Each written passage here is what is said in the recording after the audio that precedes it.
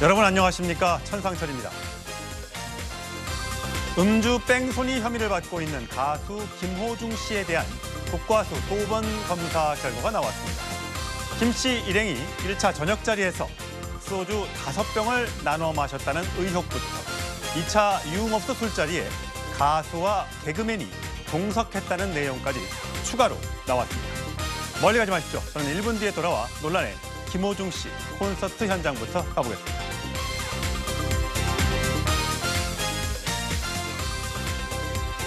토요일 뉴스탑10 뉴스 고수 4분 소개합니다.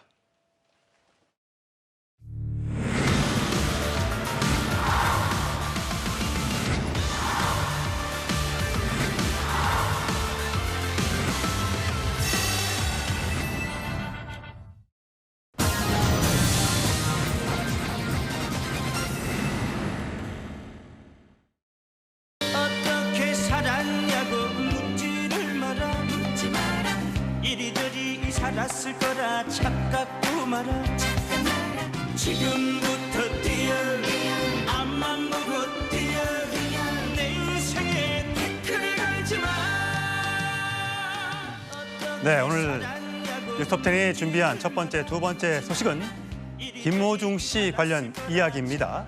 자, 사고 전에 음주를 한 정황들이 드러나고 있습니다만 김호중 씨와 김호중 씨 소속차에서는 절대 음주 운전을 하지 않았다라고 주장을 하고 있습니다.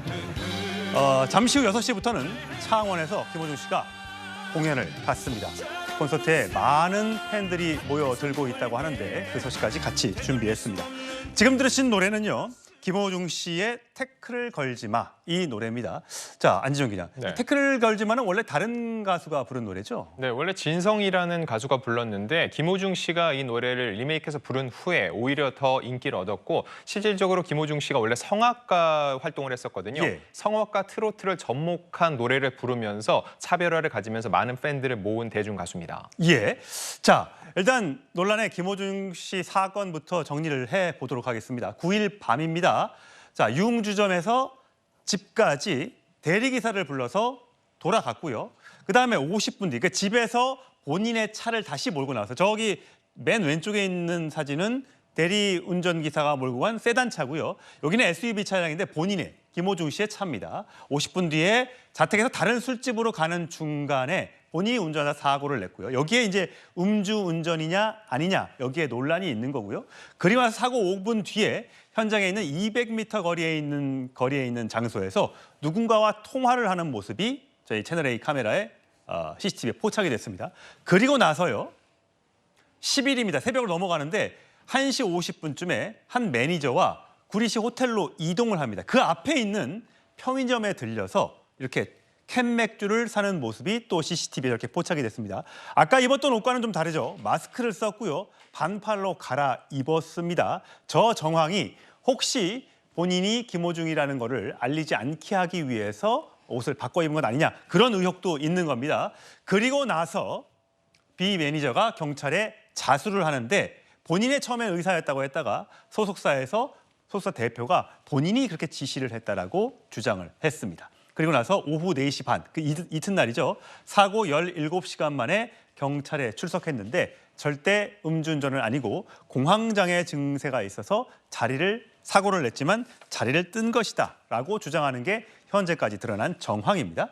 자, 안지정 기자, 저 새벽 1시 50분쯤 호텔에 가서 그다음에 편의점에 들어서 캔맥주를 샀다. 저건 어떤 정황입니까? 일단 저 내용들은 많이 보도가 나서 알고 계실 겁니다. 그러면 일련의 재구성 상황 속에서 이해가 안 되는 점만 제가 몇 개 찝어보겠습니다. 첫 번째, 맨 처음 유흥주점에서 자택으로 할 땐 대리기사 차를 몰았죠. 예. 조수석에 앉았습니다. 즉, 통상적으로 대리운전을 할 때는 술을 마셨기 때문인데 왜 저 때는 대리운전을 했을까? 이거에 대해서 김호중 씨 측은 분명 피곤했기 때문이라고 얘기를 했습니다. 예. 하지만 집에 간 다음에 다시 차를 몰고 나왔죠. 그 다음에 사고가 났습니다. 그 다음에 현장을 이탈해서 200m 된 지점에서 누군가 통화를 했습니다. 그게 공황장애 때문이라고 얘기를 했는데 통상적으로 공황장애가 발생하면 그 자리에서 전문가들에 의하면은 움직이도 못할 정도의 큰 고통을 호소한다고 합니다. 하지만 주머니에 손을 넣고 전화 통화를 나누는 장면 자체가 정말 공황장애를 겪는 사람이 맞은지 의문이 들고요. 그리고 말씀하셨던 그 세 번째, 편의점에 들려서 구리에 있는 호텔로 들어가기 전에 캔맥주를 구입했다라는 겁니다. 예. 근데 앞서 소속사 대표가 했던 얘기 중에 이런 게 있습니다. 유흥주점에서 절대로 술을 마시지 않았다. 그러면서 그 이유는 공연을 앞두고 있었기 때문에 술을 마실 수가 없었다라고 얘기를 했습니다. 예. 근데 정작 호텔로 들어갈 때는 또 캔맥주를 샀다. 이거 자체가 말이 앞뒤가 맞지 않는다는 거죠. 물론 이 캔맥주는 매니저가 먹기 위함이고 김호중 씨가 먹지 않았다라고 주장을 할 수 있습니다. 예. 다만 하나 생각해 볼 점은 김호중 씨가 저기까지 이동하는데 매니저가 태우고 갔죠. 결국 그 매니저는 운전을 해야 되는 사람입니다. 근데 언제 운전해야 될지 모르는 매니저가 캔맥주를 사갖고 들어가서 매니저만 마셨고 김호중 씨는 마시지 않았다? 이거 역시 논리적으로 볼 때 합리적 의심이 들 수밖에 없는 대목이라는 거죠. 그렇군요. 강성필 부위원님. 근데 이거 말고도 사실 저게 술집에서 있었던, 그러니까 유흥업소에 머물렀던 시간이 한 7시 반부터 11시 한 10분 사이, 한 3시간 넘게 있었대요. 그럼 그 전에 식사는 했느냐? 그 전 식사 자리도 있었는데 그 전에도 지인들과 함께 소주 5병을 나눠 마셨다. 물론 그 정황에서도 김호중 씨는 술을 안 마셨다라고 주장할 수 있습니다.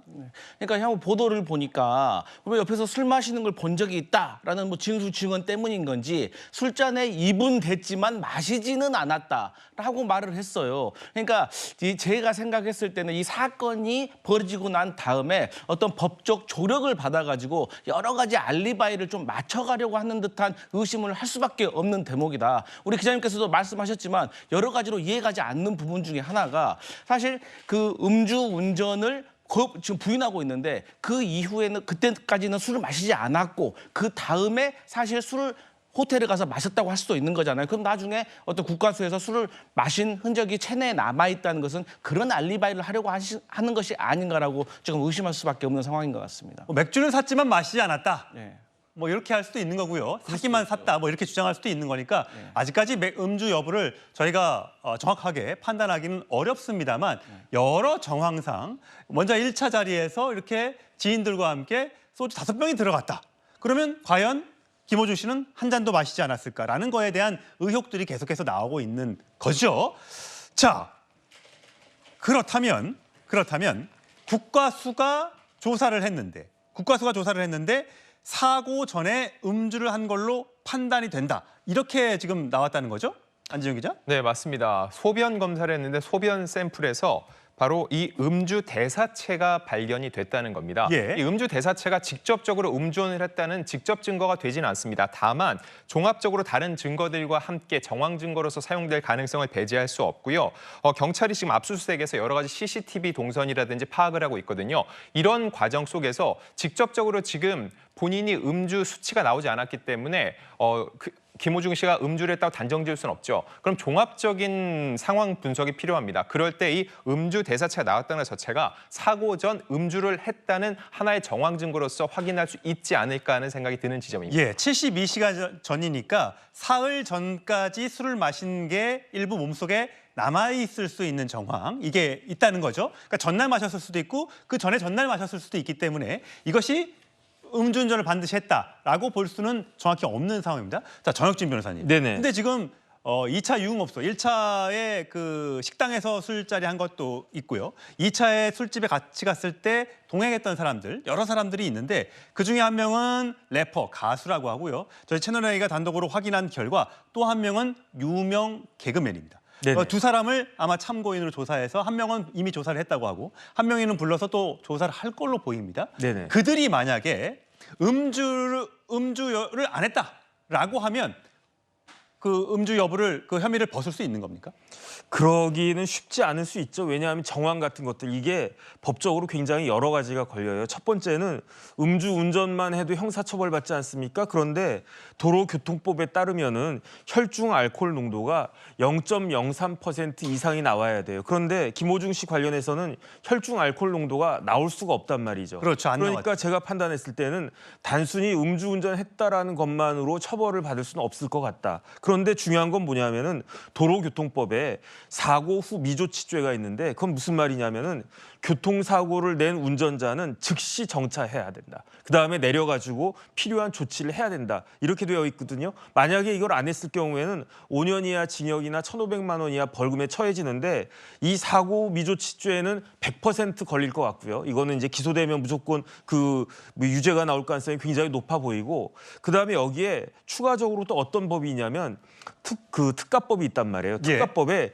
도주 차량죄가 있는데 도주 차량죄는 피해자가 다쳐야 돼요. 그런데 그 영상을 갖다가 봤더니 그 김호중 씨가 운전하는 그 대형 SUV가 중앙선을 넘어가지고 그 택시를 좀 덮치는 그런 모습 있지 않았습니까? 저런 식으로. 예. 그런데 저 정도로 사람이 다치나 뭐 그런 생각이 들 수 있는데 택시 운전사가 그 전치 2주 그 진단서를 냈단 말이죠. 예. 이렇게 사람이 다치게 되면은 이 도로교통법상의 사고 미조치죄를 넘어서 가지고 도주 차량죄가 될 수 있단 말이에요. 특가법에 어떻게 되어 있냐면 사고 운전자가 피해자를 구호하는 등의 조치를 취하지 않고 도주했을 때에는 이때는 이제 형이 확 뛰어가지고 징역 1년 이상, 1년 이상이라고 하면 30년까지도 가능하다는 얘기거든요. 그 다음에 뭐 500만 원 이상, 3천만 원 이하 벌금에 처해질 수 있고 그래서 아마 도주 차량죄까지도 제 생각에는 나올 가능성이 큰데 핵심은 뭐냐면 똑같은 특가법에 어떤 그 범죄가 있냐면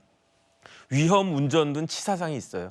쉽게 말하면 음주운전을 그랬는데 사람을 다치게 했을 경우에는 이때는 또 형량이 또 굉장히 올라가는데 이때는 어떤 경우냐면은 음주로 인해서 정상적인 운전이 곤란한 상태에서 자동차를 운전하다가 사람을 상해에 이르게 한 경우에는 이때는 위험 운전 등 치사상인데 이때는 굳이 혈중 알코올 농도가 뭐 0.1%냐 0.2%냐 그것이 없다고 하더라도 정황상 음주가 있었고 정상적 운전이 좀 곤란하다 이것만 인정이 된다라고 하면 특가법상의 위험 운전 등 치사상죄가 성립될 수 있을 것 같은데 이거는 결국은 담당 재판부가 여러 사람들의 진술이나 그 이후에 여러 가지 보여준 그런 모습들을 보고 이 사람은 술 마신 게 확실하다 싶으면은 아마 그 위험 운전 등 치사상 죄까지도 성립할 수 있을 것이 아닐까 저는 그런 생각이 듭니다. 저 화면에 보시는 저 장면은 술집에서 나와서 대리운전을 불러서 집에 가는 모습. 지금 장면은 집에 가서 본인의 차로 갈아타고 저렇게 택시를 들이받는 모습. 그 이후에 주변을 서성이면서 전화하는 모습까지 저희가 CCTV를 확보해서 보여드리고 있습니다. 그리고 나서 저렇게 경기도 모텔로 이동한 뒤 그 앞에 있는 편의점에서 맥주와 과자를 사는 모습까지 저희가 확보를 해서 전달해 드리고 있습니다. 자, 허준석 대변인, 과거에 기자 생활을 하셨으니까 사실 음주운전 사회부 시절에 음주운전 취재 같은 걸 해보셨을 텐데 지금 보면 말이 처음부터 똑같으면 초지일관 같으면 그런가 보다, 그럴 수도 있나 보다라고 하는데 말이 계속 지금 바뀌고 있지 않습니까? 해명이. 이건 어떻게 봐야 됩니까? 저는 뭐 이 김호중 씨 과거에 이제 경연 프로그램 나왔을 때부터 제 사실 마음으로는 응원하는 그런 그 입장이었는데 이번 대처하는 모습들 보면서 뭐 이 사고 자체도 매우 이제 그 안타까운 일이지만 그 이후에 대처하는 과정에 대해서 이제 국민들이 좀 뭐랄까 좀 화가 많이 나신다 이제 그런 생각이 들고요. CCTV 참 무섭구나 하는 생각을 조금 전에 보면서 했습니다. 이제는 뭐 숨길 수가 없는 겁니다. 이게 어떨 때는 CCTV가 무섭고 어떨 때는 이제 고마운 건데 디지털 기록들이 다 남아 있으니까 어떤 얘기를 했는데 그 다음에 반박하는 것들이 나오고 또 새로운 것들이 나오고 그래서 정말 거짓말을 하기가 어려운 그런 세상에 살고 있다. 저 이제 몇 가지 그 앞으로도 이제 나오는 주목하는 것들이 개인적으로 있는데요. 일단 처음에는 그 소속사 대표 등이 술자리 하는데 인사하러 갔다고 하지 않았습니까? 근데 거기 3시간이 넘게 있었더라고요. 그리고 보니까 동석자가 뭐 유명 래퍼 출신 가수도 있고 그다음에 또 아까 취재하신 바에 의하면 개그맨도 있었고 그러니까 이제 남의 술자리에 이제 인사하러 간 게 아니라 사실상 술자리의 주인공이었다 이제 그런 유추가 가능하지 않습니까? 그렇죠. 3시간 넘게 있었으니까요. 그리고 그 전에 또 신사동의 식당에서 또 뭐 소주 5병을 6명이 또 이제 나눠 마셨다고 하고 그러니까 여러 가지 정황들이 자꾸 의심스러운 것들이 자꾸 생긴다. 두 번째는 이제 그 녹음 파일이 있다는 그 보도들이 있습니다. 사고 직후에 매니저한테 내가 사고 냈다. 이거 대신 네가 출석해라라는 그 녹음 파일이 있다는 보도들이 있었는데 여기에 대해서 뭐 소속사도 경찰도 공식적인 시인이나 부인을 하지 않고 있단 말입니다. 그런데 이 녹음 파일을 만약에 경찰이 갖고 있는 것이 맞다면 결정적으로 이제 그 수사를 국민을 바꾸는 스모킹건이 될 수 있다. 이제 이 부분이 주목되고요. 그다음에 이제 범인 도피 보도를 보니까 교사는 아니라 하더라도 직접 범인 도피를 그 본인이 지시한 건 아니라 하더라도 방조죄도 처벌받을 수 있다고 하더라고요. 예. 그러니까 옷을 바꿔 입고 자기 옷을 대신 매니저가 입고 가고 하는데 그것을 몰랐겠느냐. 그것을 알기만 했더라도 범인 도피 방조죄로 처벌될 예. 수가 있다는 부분. 이 부분 주목되고요. 마지막으로는 뭐가 더 나오겠다. CCTV가 매일 하루에 2개씩 이렇게 나오고 있지 예. 않습니까? 이런 디지털 기록들 숨길 수가 없는데 앞으로 더 나오게 되면 또 뭐라고 어떻게 해명을 할 것인가 이런 부분들이 좀 주목됩니다. 예, 안지영 기자. 지금 네. 6시가 넘었습니다. 네. 지금 창원에서 콘서트가 열리고 오늘도 6시, 내일은 5시에 공연을 한다고 하는데 네네. 사실 저희 보통의 생각으로는 본인이 술을 마셨고 안 마셨던 간에 그리고 어쨌든 뺑소니 사고는 사실 벌어진 거잖아요. 네네. 그렇다면 이 콘서트를 하는 게 맞을까라는 생각을 할 텐데 한단 말이죠. 왜 한다고 합니까? 통상적으로 사람들이 생각할 때 사회적 논란이 되면은 이것을 중단하는 게 맞지 않냐 하는데 사실 이 공연을 중단하기 위해서는 그에 따른 위약금이 상당히 발생할 수 있다는 겁니다. 김호중 씨 단독 공연이거든요. 이번 주 오늘하고 내일 진행되는 공연 같은 경우는요. 김호중 씨가 빠지면은 아예 공연 자체가 무산이 됩니다. 그러면 이미 예매된 표에 대해서 모두 환불 조치해야겠죠. 하지만 대관이라든지 이런 여러 가지 상황들에서 위약금을 물게 되는 상황이 발생하고 또 한 가지는 여기서 김호중 씨는 본인은 음주는 절대 아니다라고 얘기를 하고 있습니다. 결과적으로 볼 때 여기서 자기가 모든 활동을 중단하게 되면은 다시 활동을 재개하는 데도 상당한 시일이 소요되고 아울러 모든 이런 의혹들에 대해서 자기가 인정하는 듯한 뉘앙스를 줄 수도 있다는 거죠. 결과적으로 이런 금전적 피해를 최소화시키기 위해서라도 김호중 씨가 지금 음주는 절대 부인하는 상황 속에서 공연은 강행하는 것이 더 옳다고 판단했을 수 있고요. 그리고 또 하나 중요한 거는 대중적으로는 이미 굉장히 이미지 좋지 않습니다. 하지만은 팬들은 아직도 김호중 씨를 지지하고 믿고 응원하는 입장을 보이고 있거든요. 그런 팬들을 대상으로 한 콘서트이기 때문에 팬들 앞에서는 본인이 개인적인 입장을 밝히고 또한 이렇게 하는 것이 팬들이 자기를 지지하고 믿고 응원하는 데에 대해서 자기가 보답할 수 있는 길이라는 입장을 밝히고 있는 겁니다. 예, 콘서트장이 지금 5,000석 규모인데 지금 취소한 그 티켓이 많지 않다고 합니다. 그만큼 많은 팬들이 김호중 씨를 응원하기 위해서 들어가 있는데 김호중 씨가 오늘 관련해서 입장을 밝힌다고 지금 알려지고 있습니다. 현장에서 관련 소식이 저희 취재기자가 나가 있기 때문에 김호중 씨가 콘서트에서 관객들을 상대로 팬들을 향해서 어떤 얘기를 하는지 저희가 들어오는 대로 바로 속보 자막과 함께 전해드리도록 하겠습니다. 현재 여러 가지 뺑소니 관련된 논란에 대해서 해명들이 달라진 게 있습니다. 운전자 바꿔치기, 매니저가 운전을 했다. 근데 매니저 거짓 자백은 소속사 대표가 지시한 거다. 음주 한 적 없다라고 했지만 잔에 입은 됐지만 술은 안 마셨다. 술 대신 음료수 마셨다. 라고 지금 해명이 살짝 바뀌고 있고요. 메모리 카드, 차에 붙어있는 메모리 블랙박스의 메모리 카드 원래 없었다. 그런데 매니저가 자기 판단으로 없앴다. 그래서 압수수색에서도 이 블랙박스 메모리를 찾지 못했다고 합니다. 그러니까 자꾸만 이렇게 해명이 달라지다 보니까 팬들이 아닌 분들은, 국민들은 김호중 씨의 말을 100% 신뢰할 수 있나? 라고 지금 의심을 하고 있는 겁니다. 물론 정황 증거만 있을 뿐 여러 가지 직접적인 증거가 나오지 않고 있기 때문에 김호중 씨가 음주운전을 했다 안 했다 저희가 판단하지는 않겠습니다. 자, 과연 지금 현장에서 저희가 기자들이 팬들하고 한번 좀 접촉을 해보려고 만나봤어요. 근데 이런 반응이 나왔습니다. 들어보시죠. 오늘 좀 어떤 마음으로 좀 응원 오셨는지 좀 한 말씀을 좀 여쭤봐도 될까요?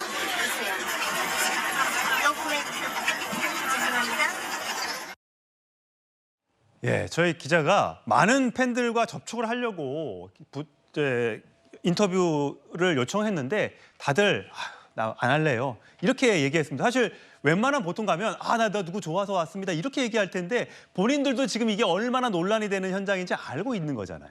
팬들 역시 상식선에서 이 상황이 어떻게 돌아가는지는 다 체크를 하고 있을 겁니다. 그래서 지금 팬들 사이에서 또 도는 하나의 말이 있습니다. 바로 영혼 보내기라는 건데 예? 이게 뭐냐면은 본인이 그 티켓은 사는 거는 팬심은 드러내되 직접 가지는 않는다는 겁니다. 그래서 매진은 돼 있지만 실질적으로는 공연장 곳곳에 빈 곳이 있을 가능성도 배제할 수 없다는 겁니다. 예. 즉 심정적으로는 김호중을 지지하지만은 머리로는 이 사안 자체가 이해되지 않는다는 거고요. 그리고 팬들은 이미 팬카페를 통해서 언론 대응을 하지 말자, 아예 반응을 하지 않는 것이 맞다라는 나름의 또 지침이 내려와 있는 상태거든요. 그래서 기자들을 통해서 자기들이 두둔하는 말을 하는 것 자체가 오히려 김호중 씨를 더욱더 비판받게 만드는 길이기 때문에 지금은 어떠한 얘기도 하지 않는 것이 옳다고 나름의 또 하나의 커뮤니티를 형성한 것으로 보입니다. 사실 팬들이 김호중 씨를 좋아했던 거는 어려운 불우한 환경 속에서 자랐고 좋은 스승을 만나서 성악가의 길을 걷게 됐고 다시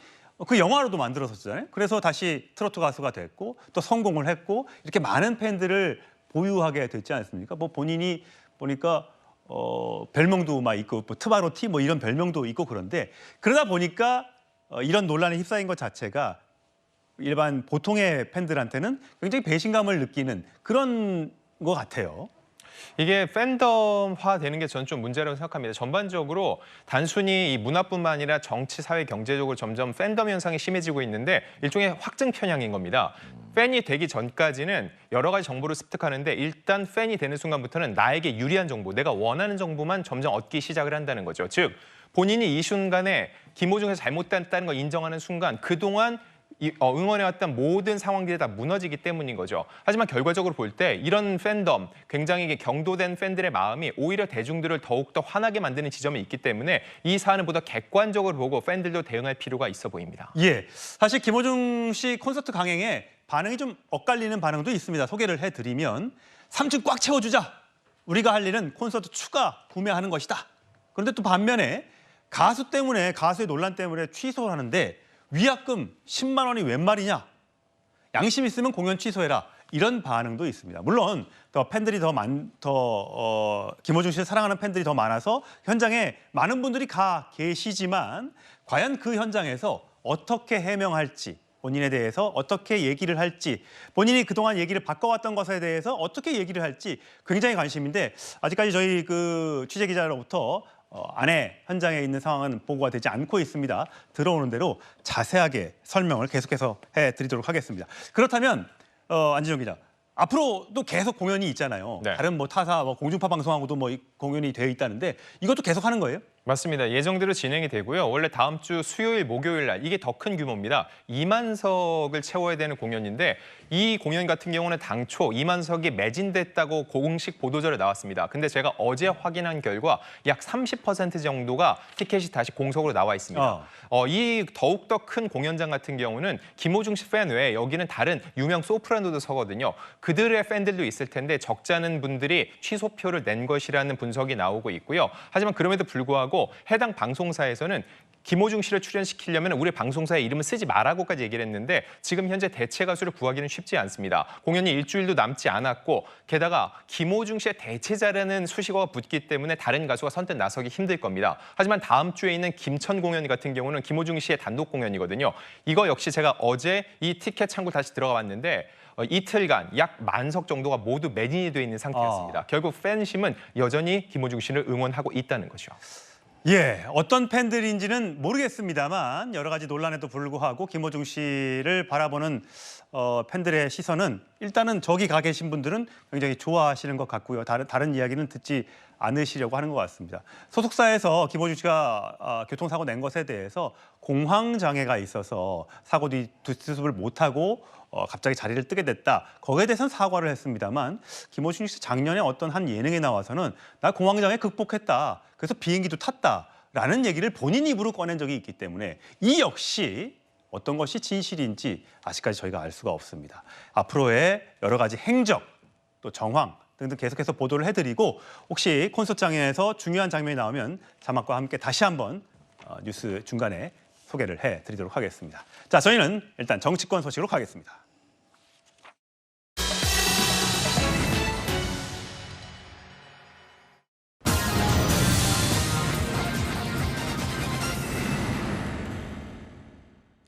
예, 국민의힘 내부가 한동훈 책임론을 두고 시끌시끌합니다. 자, 108석. 이게 한동훈의 덕분이냐? 한동훈 때문이냐? 이런 논란과 함께요. 자, 한동훈 전 비대위원장 당대표 전당대회에 나갈 것이냐? 그 뒤에 보궐선거에도 나갈 것이냐? 그 여세를 몰아서 대선에 출마할 것이냐? 여러 가지 설들이 분분합니다. 자, 그러려면 한동훈 전 비대위원장 윤 대통령과 화해하게 될까? 악수하게 될까? 밥을 같이 먹게 될까? 여러 가지 궁금한 점이 많습니다. 자, 관련해서 먼저 목소리 듣고 시작하시겠습니다.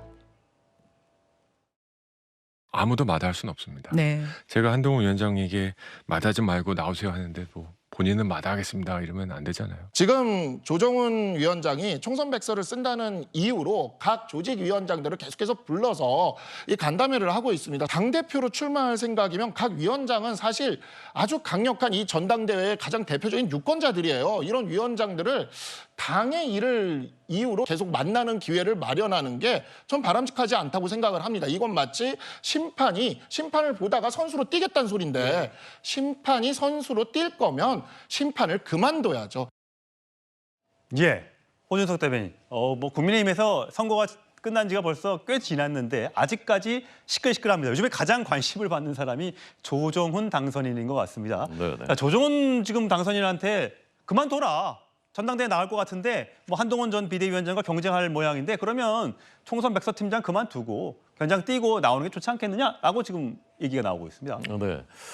저도 이제 총선 백서 특위의 위원 중에 한 명입니다. 아, 예. 백서 특위 위원이 18명입니다. 18명 중에 그 외부 위원이 이제 6명이고요. 나머지 이제 당내 그 위원들도 다양합니다. 여러 가지 이제 그 성향이나 이런 것들이. 그래서 저는 만약에 어떤 특정인이 이 백서를 어떤 식으로 만들겠다라는 그런 그 특정한 목적을 설령 가지고 있다고 하더라도 그렇게 되지는 저는 않을 것이라 생각합니다. 예. 소위별로 이제 그 분야별로 그 백서를 집필하는 활동들을 지금 하고 있고 사람들 만나고 있고요. 누군가가 이것을 한 방향으로 이끌고 나간다는 것은 사실은 쉽지가 않은 일입니다. 사실은 처음에 이제 백서 특위 만들었을 때는 이런 논란이 없었죠. 그런데 제일 결정적으로 문제가 되기 시작했었던 것이 설문조사를 이제 했는데 그 설문지에 한동훈 책임론을 이제 끌어내려는 것으로 해석이 되는 질문이 4개가 들어가 있었다라는 것인데 이 부분에 대해서 이제 사실관계를 말씀드리자면은 그 질문이 있는 것은 맞습니다. 그렇지만 용산 책임론으로 해석될 수 있는 그런 질문도 설문조사에 5개가 포함이 되어 있습니다. 예. 이 설문 자체 또는 그 백서 자체가 어떤 특정한 목적을 갖고 있다라고 저는 생각하지는 않습니다. 다만 지금 이제 의심을 받기 시작한 그 지점 중에 하나가 이 조정훈 위원장이 본인이 전당대회에 출마할 뜻이 있느냐라는 질문에 대해서 마다할 수 지금은 몸살일 때가 아니다 이런 표현을 한번 했고요. 그다음에 희생이 필요하면 역할을 마다하지 않겠다라는 이런 표현을 해서 사실상 출마를 시사한 이런 대목들이 있습니다. 근데 이런 것들이 이제 그 당시에는 사실 별 문제가 되지 않았는데 지금 한동훈을 저격하려는 것이 아니냐라는 그 해석들이 나오면서부터 이 부분이 문제가 되고 있는 것이기 때문에 저는 이 부분에 대해서는 좀 저희 특위 안에서도 또 당내에서도 특위위원장이 당대표 출마하는 것이 온당하냐 이 부분은 좀 더 토론과 논의가 예. 있어야 되지 않을까 그런 생각을 하고 있습니다. 예. 어제 정용환 국민의힘 전 공천관리위원장이 이런 얘기를 했습니다. 국민의힘이 얻은 108석에 대해서요. 들어보시죠.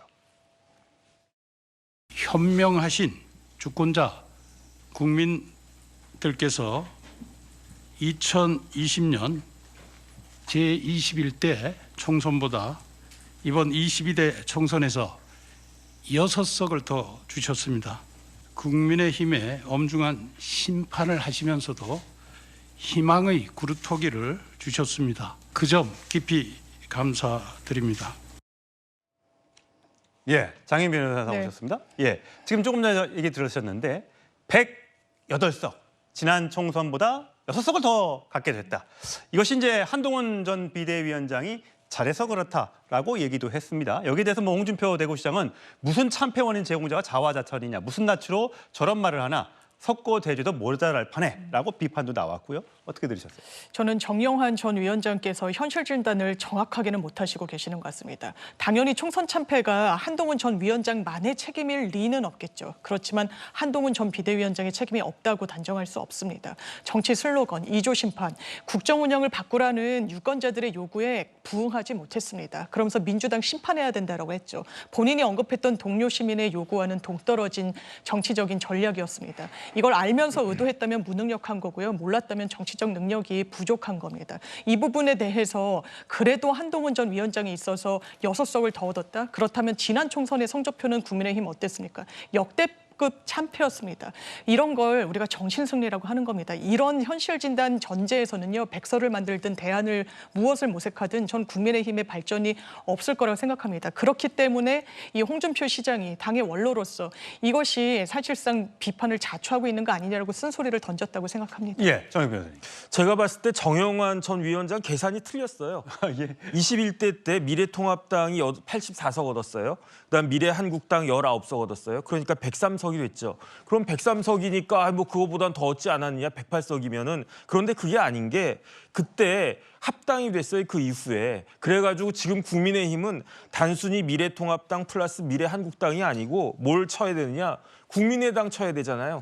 안철수의 국민의당. 안철수가 지금 어디 있습니까? 국민의힘에 있잖아요. 근데 국민의당이 몇 석이냐? 3석이에요. 그다음에 무소속이 5석이 있었어요. 무소속 5석이 누구였냐면은 홍준표, 김태호, 윤상현, 권성동 그리고 이용호였어요. 예. 이 5명이 다 어디 있습니까? 국힘에 있습니까? 민주당에 있습니까? 이 사람들도 다 국민의힘이에요. 그러니까 103석에다가 3석에다가 5석을 다 더하면 제가 봤을 때 111석이 되어야 하는데 지금 국민의힘이 111석입니까? 108석이잖아요. 오히려 3석이 빠진 건데 저것도 계산을 못하나? 저는 그런 생각이 듭니다. 예. 숫자 산수를 틀린 것 같다라는 정혁진 변호사 일침이 있으셨는데, 자, 한동훈 비대위원장 때문에 108석이냐, 덕분에 108석이냐 의견이 뭐 분분합니다. 장동혁 국민의힘 의원이죠. 사무총장을 했었고 이제 수석 대변인이 될 텐데 한 라디오 방송에 나가서 이렇게 발언을 했습니다. 들어보시죠. 예, 먼저 그럼 화면으로 보시겠습니다. 공수처 인사청문회 예정돼 있어서 금일 총선 백서 TF 참석이 어렵다고 했지만 그럼에도 면담을 진행했다. 많은 사람들이 참석하지 못할 날짜 못 받고 많은 사람들이 함께 못해 안타깝다. 표현하는 게 안타깝다. 피할 의도, 피할 이유도 없다라고 얘기했는데 장동혁 의원이 2조 심판론 등등 요즘 한동훈 전 비대위원장을 향한 공격에 대해서 이렇게 발언하기도 했습니다. 들어보시죠. 2조 심판론을 가지고 선거운동할 때 많은 분들이 한동훈 위원장이 제발 한 번만 더 와달라. 지원율 한 번만 더 와달라고 했던 분들. 지금 와가지고는 그것 때문에 졌다라고 선거 패배의 원인은 여러 가지가 있을 수 있고 그 분석은 저는 매우 객관적으로 해야 되고 우리가 분석하거나 하는 과정과 결과와 절차나 내용이 국민의 민심과 멀어진다면 우리 당이 민심에서 계속 멀어지게 되는 원인이 될 거라고 생각을 합니다. 예, 강성필 부위원님 어떻게 들으셨어요? 저는요, 그 108석이라는 숫자를 두고 덕분이냐 때문이냐는 말이 무슨 의미가 있는지 모르겠어요. 그러니까 민주당에서 이런 말은 하죠. 뭐 범야권이 192석이나 192석인도 불구하고 어차피 개헌저지선을 못 뚫었기 때문에 200석이 안 돼서 의미가 없다라고 하는 그런 논리인 것 같은데 말씀하신 것처럼 정말 정신승리다. 그러니까 사실 한동훈 전 비대위원장 때문에 이번 선거에서 진 게 아니에요. 그 당원들도 알고 국민들도 알고 사실 2년 동안의 국정 운영이 잘못됐기 때문에 거기에 대해서 회초리를 때린 거고 그 하위적인 어떤 이유를 찾다 보면 여러 가지가 있는데 그 여러 가지 중에 하나도 한동훈 전 비대위원장이 정치적인 경험이 좀 부족해서 지휘를 잘못한 것도 있지만 그렇게 따지면은 여러 이유가 있기 때문에 한동훈 전 비대위원장 때문에 총선에서 참패했다는 것은 사실 너무 과도한 이야기로 들립니다. 예, 한동훈 전 비대위원장으로 나올 당시에 지역구도 안 나가겠다, 비례대표도 나가지 않겠다 선언을 했었죠. 과연 지금 와서는 혹시 나가서 금배지를 다는 게 더 낫지 않았을까라는 얘기도 있습니다만 자, 과거의 발언 듣고 이야기 이어가겠습니다. 국민의힘의 비상대책위원장으로서 정치를 시작하면서 저부터 선민후사를 실천하겠습니다. 어려운 상황에서 미래와 동료 시민에 대한 강한 책임감을 느끼기 때문입니다. 저는 지역구에 출마하지 않겠습니다. 비례로도 출마하지 않겠습니다. 승리를 위해서 용기 있게 헌신하겠습니다. 예, 호준석 대변인. 네. 당대표 전당대회 지금 7월 또는 8월 뭐 이런 얘기가 나오고 있는데 지금 분위기는 점점 한동훈 전 비대위원장의 등판 가능성이 올라가고 있는 것 같습니다. 주위의 얘기를 들어보면. 그러면 당대표 나간 다음에 지금은 국회의원 신분이 아닙니다만 이후에 치러질 보궐선거라든지 이런 데도 한동훈 전 비대위원장이 나갈 수 있을까요? 뭐 그 가능성을 배제할 수는 없다고 생각하고요. 그렇지만 한동훈 위원장의 스타일이 이번 총선 때도 나를 위해서 이제 그 의원직 출마하지 않겠다, 국회의원에 출마하지 않겠다라는 것이 공적인 것을 우선하겠다라는 것이었지 않습니까? 그런데 뭐 만약에 이제 당 대표가 된다면 그 다음에 뭐 본인의 대표로서의 입지를 더 굳건하게 하기 위해서 뭐 또는 그다음 대선 준비하기 위해서 국회의원에 출마하겠다. 저는 그럴 스타일은 아니라고 생각합니다. 그래요? 예. 그리고 뭐 원외라는 것이 사실 뭐 큰 문제 되지 않는다고 생각합니다. 그다음 대선 후보 되는 데 있어 윤석열 대통령 국회의원 아니었지 않습니까? 예. 한동훈 위원장이 그 무리하게 선택하지는 않을 것이라고 생각하고요. 저는 이번에 당대표 출마할 가능성이 과연 이제 어느 정도이냐, 저는 이제 50%는 넘었다고 생각을 합니다. 예. 이제 그것은 이제 본인의 의지와 관계없이 국민들이 이제 원하고 있고 그 국민들의 요구가 점점점 높아지고 있기 때문에 정치인이라는 것은 국민들의 요구에 부응하는 것이고요. 그런 의미에서 한동훈 위원장의 마음도 점점 바뀌어가고 있을 것이다. 다만 이제 관건은 저희 당 지지자들은 압도적으로 한동훈 위원장이 나왔으면 하는 바람이 많습니다. 그렇지만 일반 국민 전체로 이제 그 여론조사의 응답증을 봤을 때는 아직은 나오지 않은 것이 더 바람직하다는 응답이 더 많은 것으로 나옵니다. 예. 한동훈 위원장은 우리 당의 지도자만이 아니라 나라를 위해서 일하겠다라는 공공선 위해서 일하겠다는 그런 의지가 있는 사람이기 때문에 앞으로 이 응답이, 이 여론이 어느 정도 이제 바뀔 것인가 앞으로의 기간 동안에 그것이 아마 한동훈 위원장의 결심을 최종적으로 하게 할 것인가 말 것인가를 결정하는 요인이 되지 않을까라고 생각합니다. 예. 장 변호사님 보시기에는 사실 과거 역대 대통령들의 국회의원 경험을 보면 노태우 전 대통령도 국회의원을 했었고요. 네. 김영삼, 김대중, 뭐 9선, 6선 이렇게 했던 분들도 계시고 대부분 한 번 이상은 정치를 국회의원을 하셨던 분들인데 이번에 이제 윤석열 대통령만 바로 검찰총장에서 직행을 했단 말이에요. 네. 그러니까 국민들이 생각할 때 정치를 아는 대통령이 좋지 않겠느냐라는 생각을 할 수도 있습니다. 하지만 뭐 국회에 대한 사실 국민들의 신뢰가 또 많이 떨어져 있기도 하기 때문에 그래서 아마 윤석열 대통령이 국회의원을 거치지 않고도 바로 당선이 됐을 수 있었을 것 같아요. 네. 그렇다면 한동훈 전 비대위원장의 길은 뭐라고 생각하세요? 그런데 전 한동훈 전 비대위원장이 윤석열 대통령의 길을 가지는 않을 것 같습니다. 윤석열 대통령 같은 경우에는 국회 경험이 없으시죠.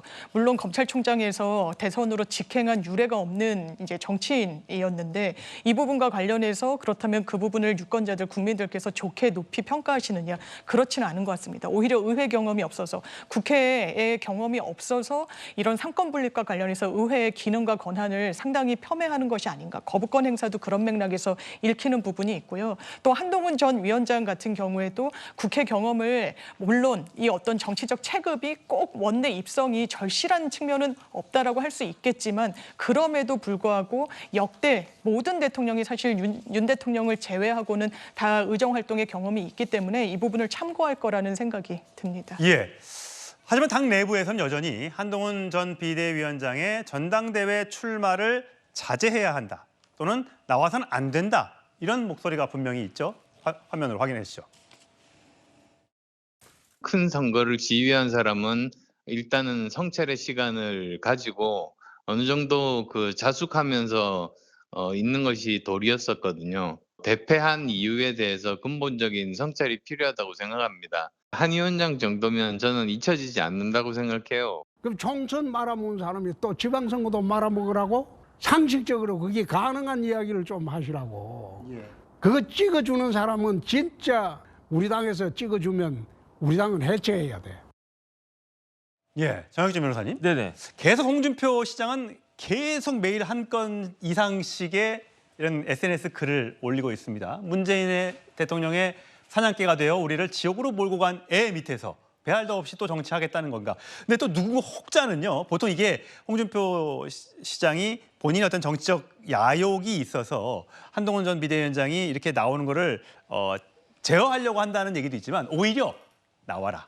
이번 기회에 이렇게 하면 나올 것이다. 그렇게 나와서 그 링에서 아마 국민들이 또 한 번 판단할 것이다. 그러면 혹시 오히려 별의 순간이 나한테 올 수 있다. 이렇게 해석하는 분도 있는데 동의하세요? 저는 전혀 동의를 못 하겠고요. 아니 왜냐하면 홍 시장이 한동훈 비대위원장을 도와주려고 하면 저런 식의 표현을 통해 가지고 도와주려고 하겠습니까? 저건 말이 안 된다라고 생각을 하고 어떻게든 폄훼하려고 하는 그런 의도가 누구의 모든 사람의 눈에 뻔히 보인다는 그런 생각이 드는데 사냥개라고 그랬잖아요. 그다음에 애라고 그랬잖아요. 사냥개하고 애를 합치면 뭐가 됩니까? 강아지잖아요. 그런데 한동훈 비대위원장 법무부 장관하고 여당 대표까지 한 50살이 넘은 사람을 그렇게 뭐 애나 강아지에 비유한다라고 하는 게 이게 말이 되겠습니까? 누가 한동훈 비대위원장을 애라고 생각을 하겠습니까? 오로지 홍준표 시장과 몇몇의 진짜 홍준표 시장의 뜻을 따른다라고 할 수 있는 몇몇 사람 빼고는 저런 생각할 사람은 대한민국에 한 명도 없을 것 같다는 생각이 들고요. 저런 표현을 통해 통해 가지고 오히려 홍준표 시장이 스스로에게 꼰대 이미지를 덮어 씌우는 것이 아닌가. 왜 이렇게 저렇게 자폭하는 그 언어를 그 언사를 계속하는지 저는 도저히 이해가 되지가 않습니다. 예. 사실 뭐 한 언론에 따르면요 이런 얘기도 있습니다. 당원들이 원하면 도망가지 않겠다. 뭐 이렇게 얘기했던 한동훈 전 비대위원장의 이야기도 있습니다. 그다음에 또 다른 국민의힘 내부에서는 이런 또 반응도 있습니다. 뭐 선발 투수가 아니라 이제 주전 투수로 나서야 된다. 구원 투수 이제 아니고 이제 당 대표가 돼서 직접 이렇게 주전 투수, 선발 투수로 나와야 한다. 이렇게 하고요. 이상민 의원 한동훈 전 비대위원장 전당대회 출마로 마음이 기운 듯하다. 이런 해석들이 나오고 있고 한동훈 전 비대위원장의 모습이 도서관에서 또는 식당에서 여러 군데에서 이렇게 목격이 되면서 집에만 있는 것이 아니고 밖에서 자꾸만 목격이 되고 있기 때문에 서서히 몸을 풀고 있구나. 전당대회에 나오겠구나. 그 가능성이 점점 높아지고 있습니다. 그렇다면 또 하나 궁금한 거는 한동훈 전 위원장이 전당대회에 나가기 전에 윤석열 대통령과 용산과의 관계를 회복할 것이냐 아니면 따로의 길을 갈 것이냐 이것일 겁니다. 자, 한동훈 전 비대위원장의 과거 목소리 들어보시죠. 그 전후 과정에서 국민들께서 걱정하실 만한 부분이 있었다고 저도 생각합니다. 이종섭 대사는 즉각 귀국해야 한다고 생각합니다. 이종섭 호주 대사 곧 귀국합니다. 국민의힘과 윤석열 정부는 운명 공동체입니다. 앞으로 정치인으로서의 길을 잘 걸어 나갈 것이라고 생각합니다. 20년이 넘도록 이렇게 교분을 맺어온 한동훈 위원장을 언제든지 만날 것이고요. 예, 강성필 부위원장님 언제든지 만날 것이다. 근데 꽤 됐습니다. 그러니까 다른 사람들과의 식사 자리는 계속해서 보도가 나오고 있습니다. 뭐 당에 있는 관계자들, 당직자들하고 만났다. 그다음에 뭐 전 비대위원들하고 만났다. 이런 얘기는 있지만 윤 대통령과의 약속이 다시 잡혔다는 얘기는 지금 안 들리고 있잖아요.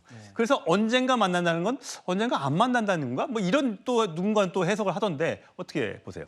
제가 이제 윤석열 대통령 입장이라면 이제 한동훈 전 비대위원장에게 먼저 만나자고는 말 안 할 겁니다. 그러니까 이미 공개적으로도 이런 뉘앙스를 보냈고요. 또 본인께서 먼저 오찬을 하자고 했고 한동훈 전 비대위원장이 거절했잖아요. 그렇기 때문에 이제 한동훈 전 비대위원장이 건강상의 이유로 거절했기 때문에 회복한 다음에 본인이 대통령께 먼저 연락을 드리는 것이 사실 예의죠. 그럼에도 불구하고 여러 명을 다 만나고 다니고 또 원희룡 전 장관까지 만났는데도 지금 대통령께 연락을 안 한다는 것은 사실 둘이 갈라서기를 했다. 그래서 한동훈 전 비대위원장도 그래서 당대표를 나갈 것이고 그리고 또 윤석열 대통령과 대통령실도 다른 선수를 찾고 있지 않나? 그리고 저는 이미 한간에 다른 선수가 누구인지도 거의 예상이 되어가고 있다고 생각합니다.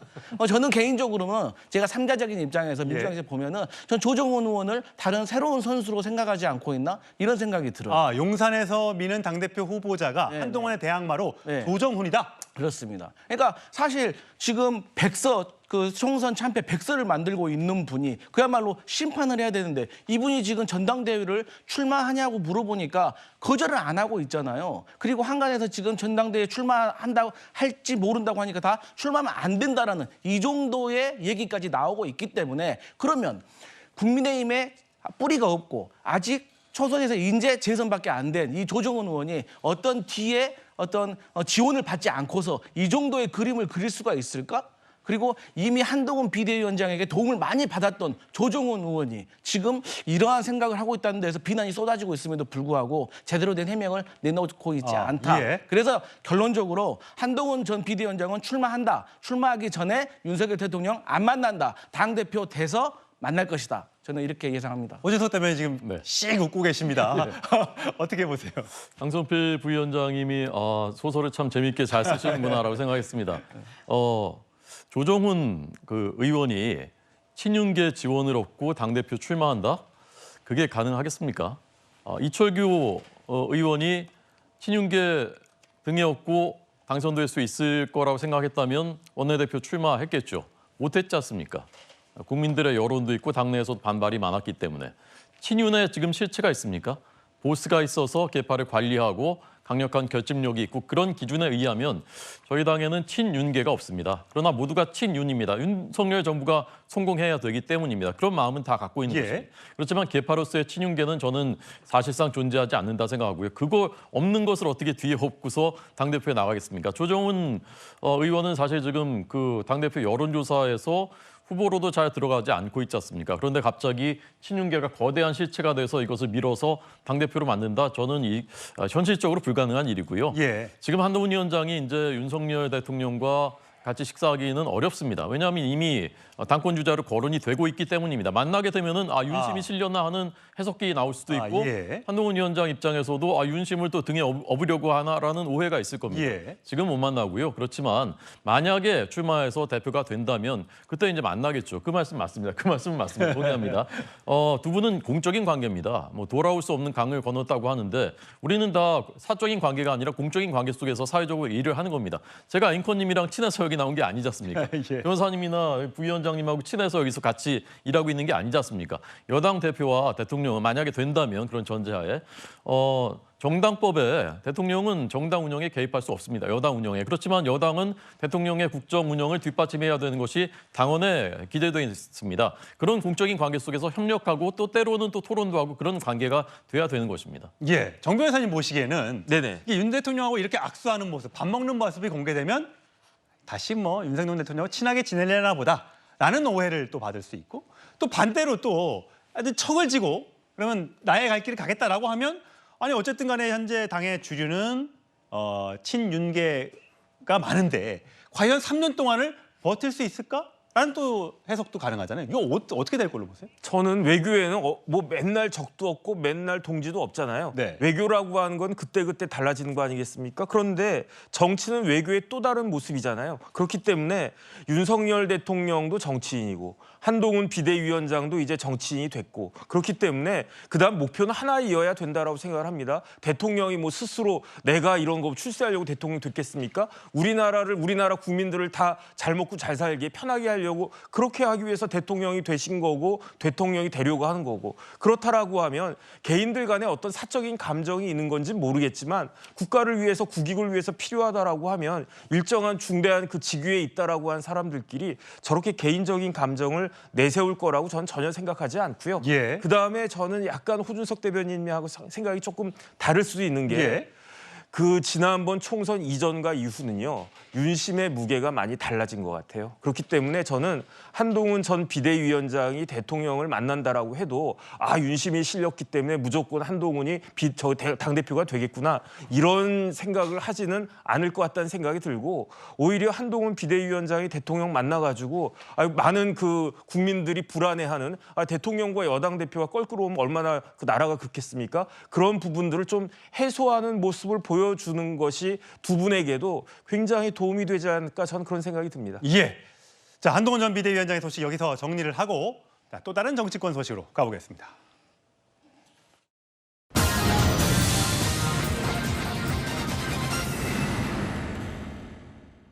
오늘 5.18 44주기입니다. 자, 기념식에서 탄핵이라는 말이 나왔습니다. 타지말, 인도 타지말 방문 논란에 단독 외교다. 문재인 전 대통령이 회고록에 이렇게 적었습니다. 이 두 가지 소식 정리해 볼 텐데 먼저 오늘 5.18 민주화운동 기념식 장면 보고 오시죠.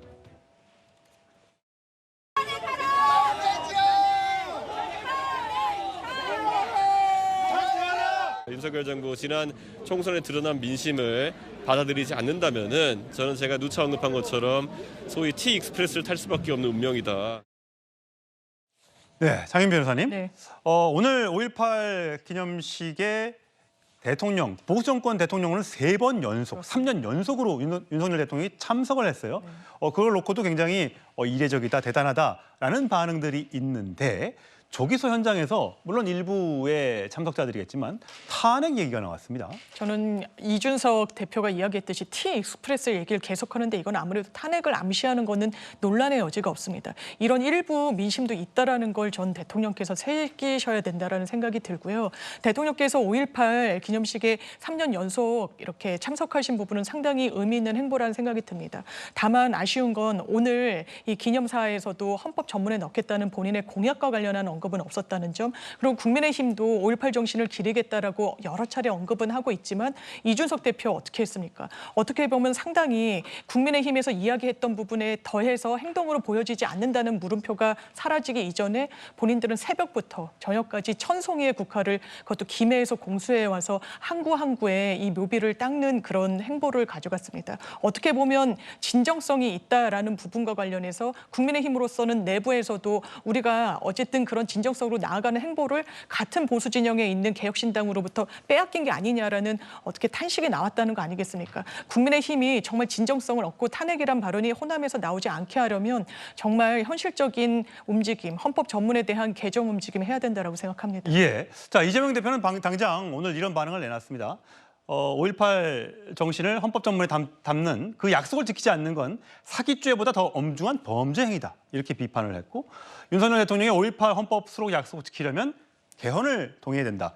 조국 대표 같은 경우는 계속해서 임기 단축을 전제로 한 개헌을 주장하고 있죠. 자, 다만 이준석 대표는 예전 보수 정부들보다 훨씬 더 윤 대통령이 3번 연속 5.18 기념식에 참석한 거는 굉장히 잘된 일이다. 이렇게 칭찬을 하기도 했습니다. 자, 현장에서 보면 5.18 민주화 운동을 상징하는 노래가 있죠. 임을 위한 행진곡인데 저희가 그 재창하는 모습을 저희가 화면을 준비해서 한번 보고 이야기 나누겠습니다.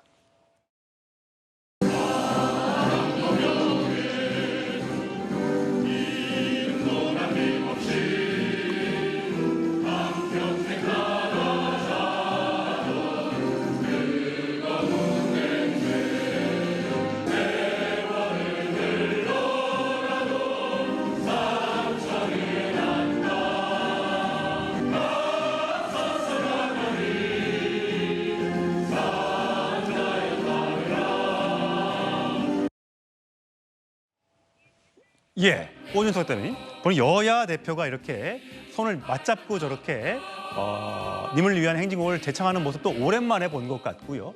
조국 대표는 본인이 3년은 길다라고 계속 주장하면서 이 팔뚝질이라고 하죠. 이렇게 손을 흔들면서 하는, 저렇게 해서 따라 부르고 있고요.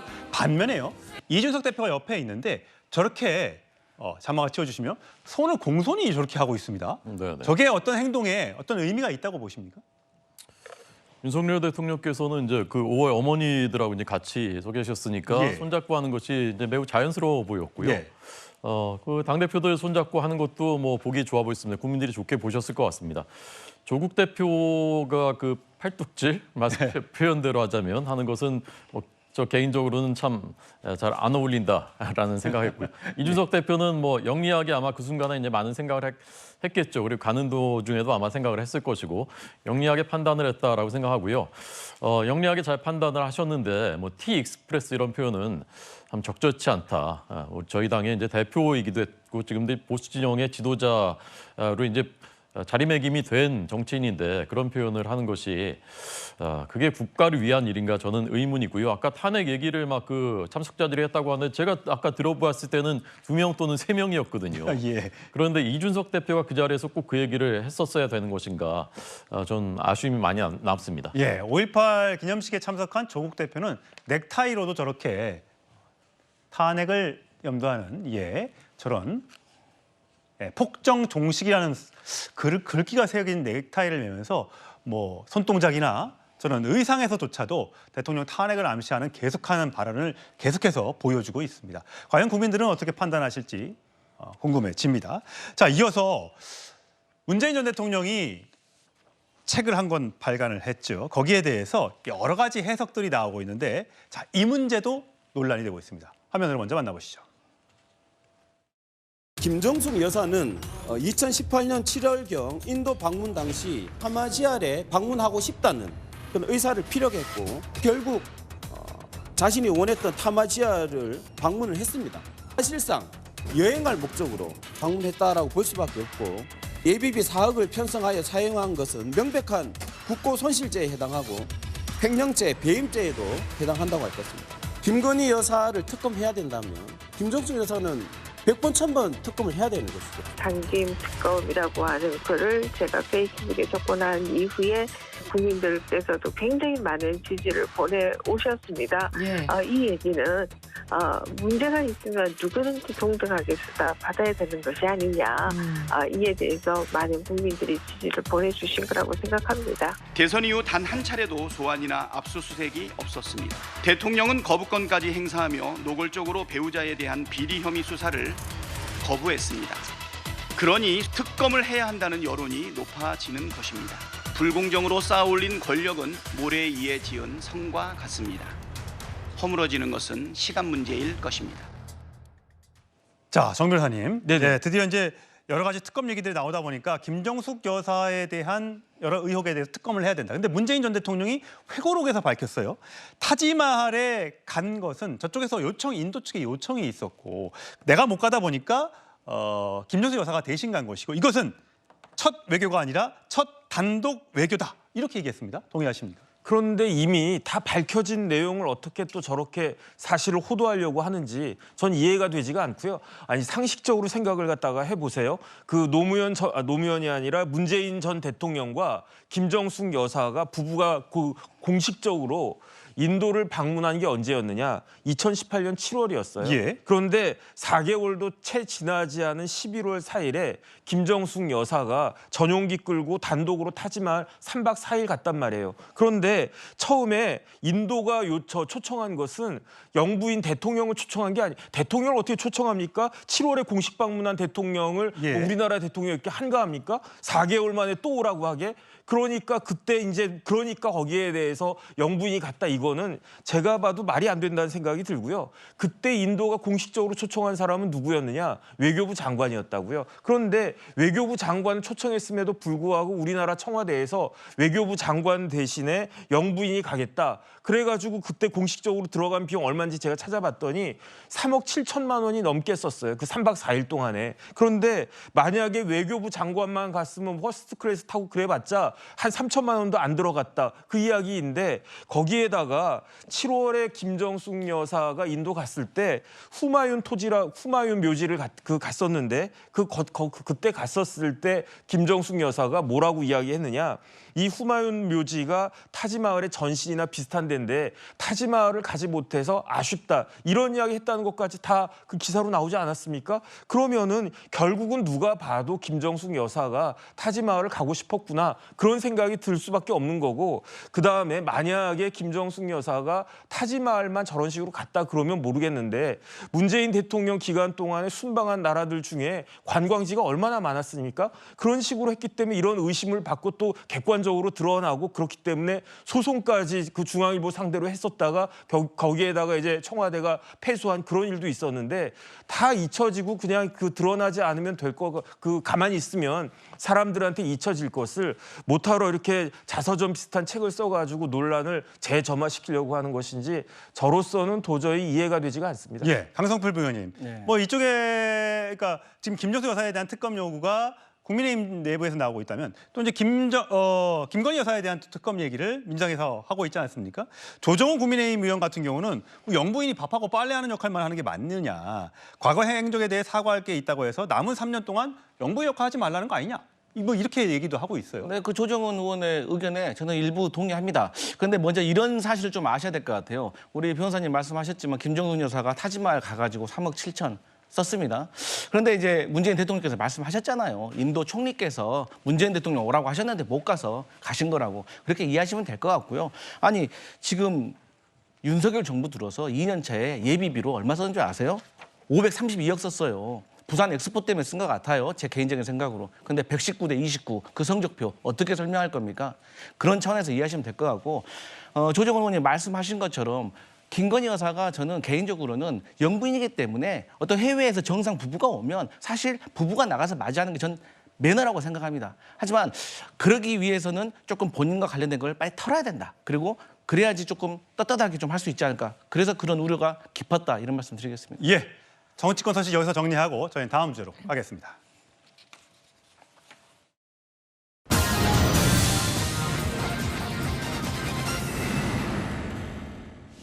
예, 엄마 편든 뉴진스. 둘이었지만 혼자였다. 누구의 얘기일까요? 두 가지 연예계 소식 다시 한번 준비를 했는데 자, 먼저 민희진, 어도 CEO의 목소리 들어보시겠습니다.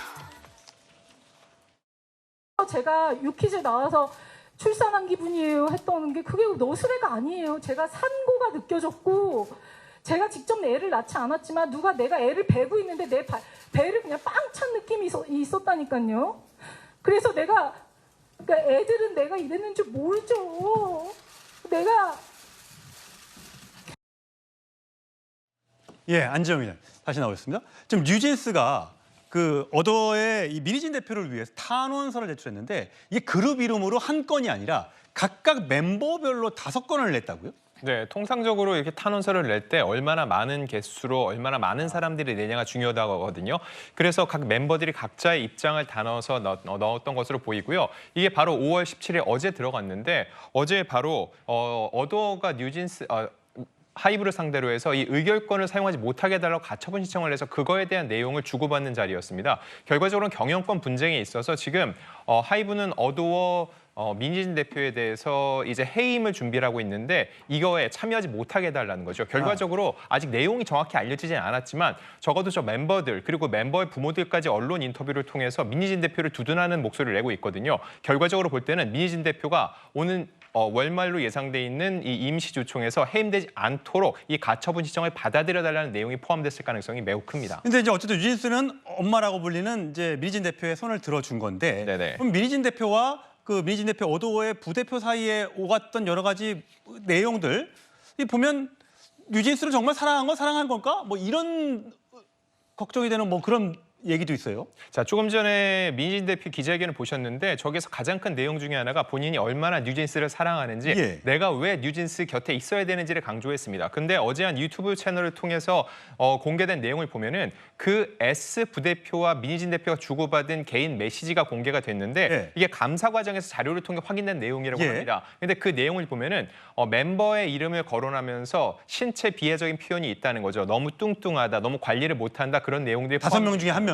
그렇습니다. 근데 그런 내용을 주고받은 것 자체가 과연 민희진 대표가 기자회견에서 보였던 것처럼 멤버들에 대해서 그런 존중하는 입장이나 정말로 멤버들을 사랑하는 게 맞는지에 대한 의구심이 드는 대목이라는 게 해당 채널의 주장이었던 겁니다. 앞으로 어떻게 되는 겁니까? 그래서 이제 이렇게 한쪽 이제 편이 나눠졌잖아요. 이쪽은 네네. 사실 저쪽을 악인화하고 있지 않습니까? 네네. 어떻게 이건 어떻게 결론이 날 것 같아요? 자, 그러면 이런 주장에 대해서 민 대표가 어떤 식의 반응을 보일지도 궁금한데 왜 앞서서도 이 경영권 탈취 주장에 대해서 사담이었다고 얘기를 하는데 이 얘기 역시 그냥 사적으로 주고받은 가벼운 대화였다 정도로 얘기를 하지 않을까 생각이 됩니다. 중요한 거는 이번 사태의 본질은 경영권 탈취 시도가 실제로 있었는지 여부인데 지금 이 본질이 흐려지고 서로 간의 감정 싸움으로 흐르는 부분이 굉장히 크다는 겁니다. 중요한 거는 이 법원에서 의결권을 행사하지 말아달라는 어도어의 가처분 신청을 법원이 받아들였으면은 민희진 대표는 계속 어도어 대표로서 뉴진스를 이끌겠죠. 하지만 반대로 여기서 만약에 기각이 된다. 그럼 월 말에 임시주총이 열릴 것이고 현재 어도어의 지분 80%를 갖고 있는 하이브에 의해서 민희진 대표는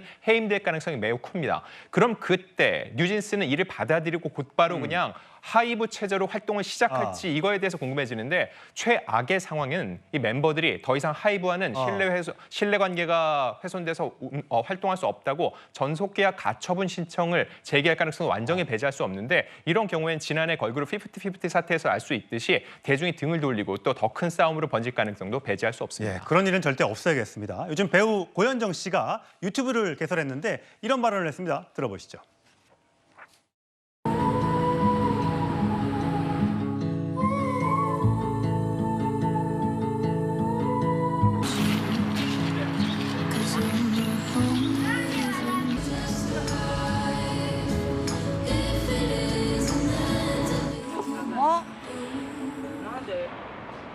이걸목인 것 같은데? 제가 이 근처 많이 돌아다녔다 그랬잖아요. 이 집이야. 우도부티. 일본 살 때 공부하면서 매일 와서 점심 먹었던.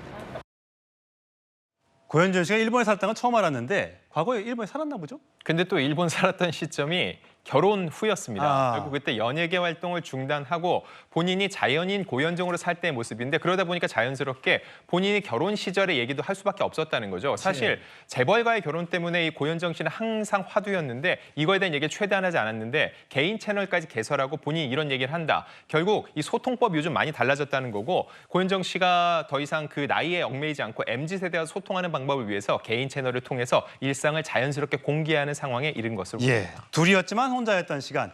여러분들은 그 발언 어떻게 들으셨습니까? 자, 저희는 10번째 마지막 주제로 가겠습니다.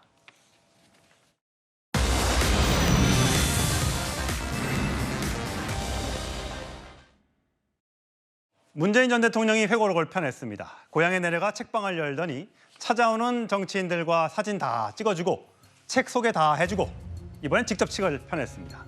이런 대목이 눈에 띄더군요. 내가 만난 그는 예의 바르고 존중이 몸에 밴다. 말이 통한다고 느껴지는 사람이라고요. 정말 그렇습니까?